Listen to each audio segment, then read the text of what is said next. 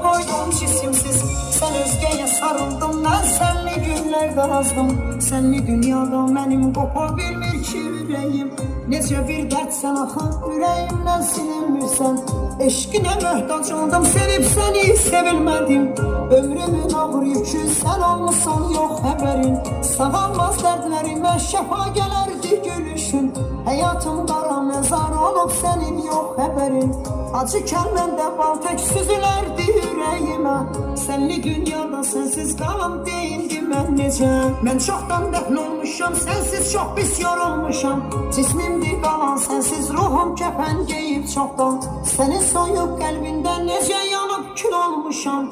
Virane olup bittim, sağalmaz dərdən düçaram. Canımı yandırsan da külüm sənə divanədir. Dağınıq köşəm sensiz, qəlbim sensiz döyülmür ki. Elimi açıp dedim silahı qəlbimlə xüda.